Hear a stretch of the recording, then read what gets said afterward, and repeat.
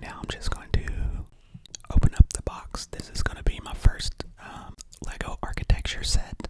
This is number 21028. It's 598 pieces, and it's the New York City architecture. It's the skyline of the buildings, and you can see here.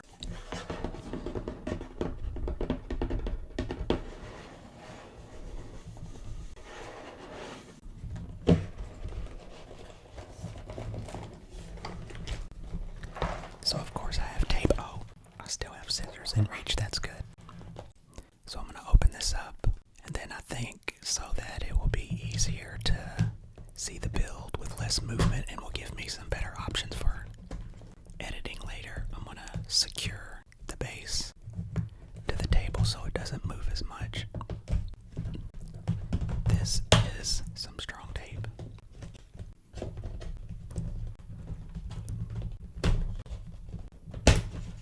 Oh, that sound was loud. It scared me to death. I jumped. Let me turn it down.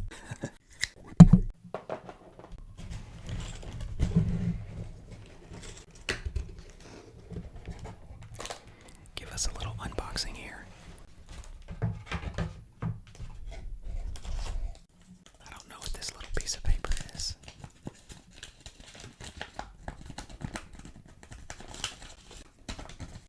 Get excited about our new packaging, except I don't have new packaging because it shows the paper bags, but I don't have paper bags.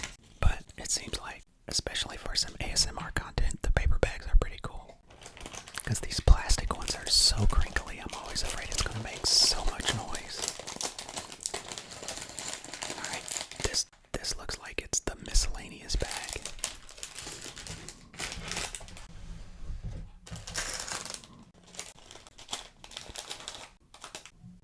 Why are my bags numbered? I guess because there's not enough.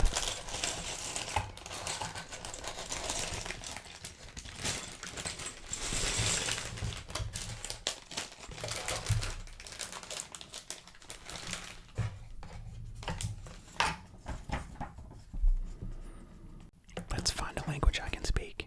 Here we go. The Lego group. Do you like architecture? Yes. And then here's the book.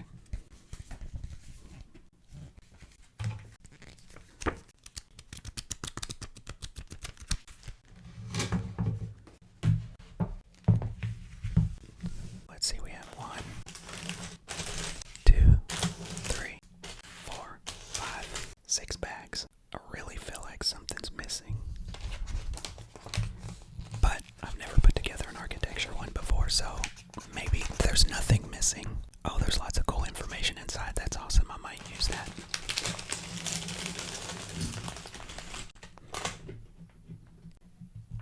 And since I'm just starting out here, oh, how many did I say? 1, 2, 3, 4, 5, 6 bags. Before I get into the build, I'll read a little bit of information. Just for some story time. New York City, home to one of the most iconic skylines in the world. New York City sits at the point where the Hudson River meets the Atlantic Ocean. The city consists of 5 boroughs. Sure, everyone knows about the boroughs, right?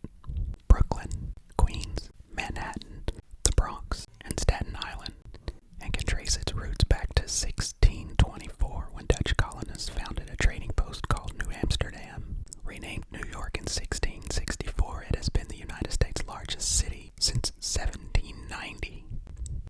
That's a fun fact I did not know. Today, almost 8.5 million people live in an area of just 305 square miles. That's a lot of people in a small area for anyone who doesn't know geographical scaled measurements, which also makes it the most densely populated city in the country. Here, let me hold this up so I can look at you a little bit. The city's architecture mixes traditional structures with modern designs, but the skyline is most famous for its skyscrapers. With more than 550 structures over 330 feet high, only Hong Kong has a greater number of tall buildings. Oh, I don't know. That would be a good one for Lego to do a Hong Kong skyline. It would probably take my whole table to do something like that. I've seen some pictures, but I've never been there. With 3 of the world's 10 most visited attractions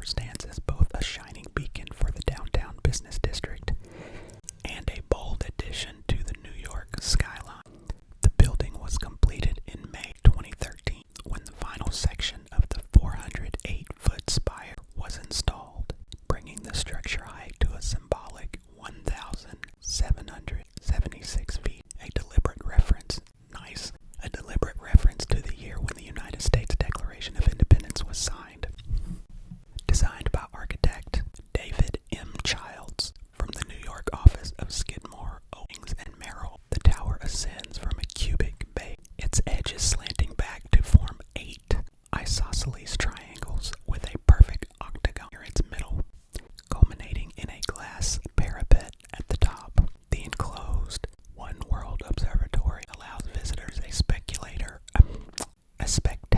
view of the surrounding city from 1,250 feet above street level. At night, an intense beam of horizontal light is projected from the spire and is visible over 1,000 feet above the tower. Simone de Beauvoir, there is something in the New York air that makes sleep useless. I love sleep. Maybe I should avoid New York. I've only been there once, and it was when I was trying to leave FK Airport. It was horrible. The Statue of Liberty. Standing on Liberty Island at the entrance to New York Harbor, the Statue of Liberty was a welcoming signal to millions of immigrants and a symbol of freedom and democracy in the United States. Designed by the French sculptor Frederic Auguste Bartholdi and given as a gift to the United States from the people of France, the robed female figure represents the Roman goddess Libertas. In one hand, she raises a torch. In the other hand, she holds a tablet inscribed with the date of the American Declaration of Independence, July 4th, 1776. The 151-foot-tall copper statue was constructed in France and shipped in pieces to the completed pedestal on what was then called Bedloe's Island. The dedication ceremony in October 1886 was presided over by President Grover Cleveland and marked by New York's first ever ticker tape parade. There's so much information. Okay, we're just gonna have New York story time for Labor Day. Flatiron Building, although never the tallest building or even the first building in the United States with a triangular ground plan, the Flatiron Building remains one of New York's most memorable structures. Sitting on the intersection where Fifth Avenue and Broadway cross, the Flatiron's famous form was dictated by the shape of the plot of leftover land that lay undeveloped as the city raced northward during the second half of the 19th century. In 1901, the architect Daniel H. Burnham was hired to design a new showcase headquarters on the site for Chicago-based contractors, the Fuller Company. Burnham's radical design created a great deal of debate as the massive structure neared completion, and that was in 1902. Many New Yorkers believed that the unstable building would fall over at the first gust of wind. It is kind of odd. The Flatiron withstood both the criticism and the strong winds, and over a century later stands tall as a groundbreaking engineering marvel. Valued today at $190 million, the Flatiron Building continues to function as a popular retail and office space. In 2009, Sorgente Group of America acquired the majority of the Flatiron Building. Next, we have the Chrysler Building. At 1,046 feet, the Chrysler Building was the world's tallest building for 11 months, before being surpassed by the Empire State Building in 1931. That's a long time ago. It remains the tallest steel-supported brick building in the world and is seen as an outstanding example of classic Art Deco architecture. It was designed by New York architect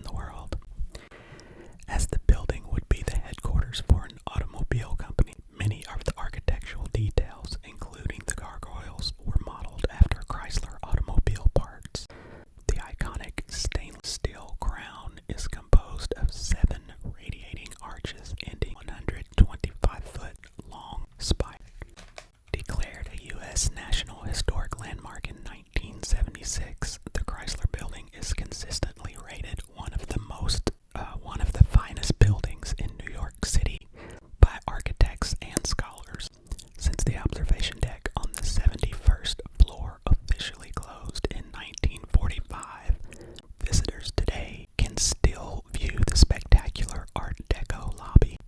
The Chrysler Building was one of the most accomplished essays in the style, says John Julius Norwich.